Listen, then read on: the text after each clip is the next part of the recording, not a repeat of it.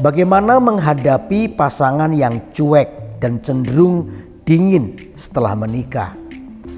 Nah, ada pertanyaan yang cukup menarik yang mungkin ini menjadi problem dari keluarga demi keluarga yang terjadi akhir-akhir ini, di mana pasangan sudah kehilangan yang namanya kehangatan di dalam komunikasi, ya, di mana suami istri menjadi cuek satu dengan yang lainnya, lalu cenderung menjadi dingin. Nah, yang pertama yang perlu kita ketahui adalah satu ini, cuek itu pasti ada penyebabnya. Pasti ada penyebabnya. Penyebabnya bisa bermacam-macam. Yang pertama, mungkin karena background keluarga. Saya percaya sih kalau kasih Tuhan itu sanggup memampukan kita. Apalagi dari dua belah pihak ini adalah orang-orang yang ingin bertumbuh di dalam Tuhan.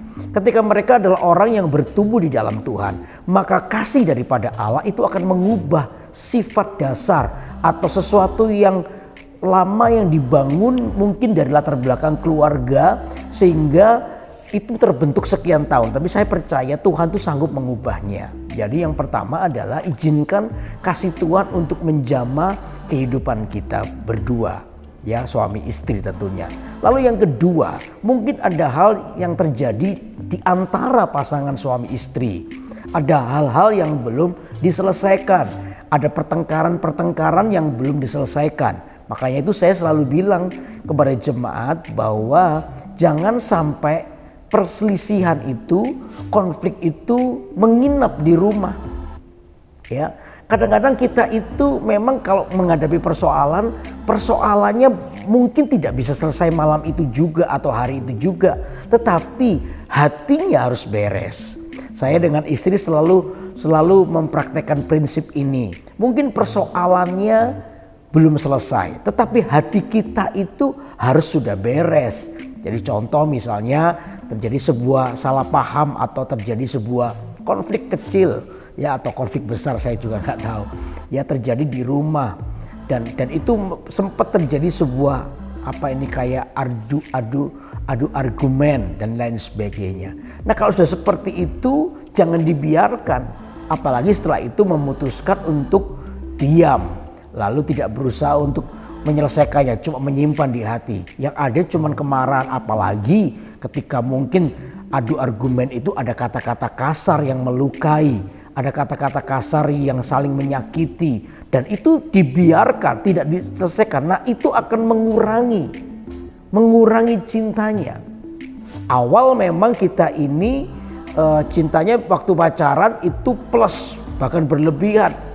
Tapi begitu kena persoalan-persoalan yang tidak diselesaikan seperti ini, maka itu akan menurun, semakin lama semakin menurun, semakin lama makin menurun, akhirnya jadi nol, lalu jadi minus. Nah, itu yang bisa membuat orang jadi cuek, acuh tak acuh. Karena apa? Sebenarnya sudah kehilangan perhatian, kehilangan kasih atau cinta atau kasih sayang. Karena apa? Membiarkan persoalan itu terus melukai. Nah, ini yang perlu diselesaikan. Mungkin itu juga bisa jadi penyebab suami cuek, ada hal yang belum diselesaikan. Lalu yang ketiga, bagaimana caranya? Caranya adalah pasangan tidak boleh membalas. Oh, kamu cuek ya, aku juga bisa cuek nih. Ya, aku juga tidak bisa memperhatikan. Jangan begitu.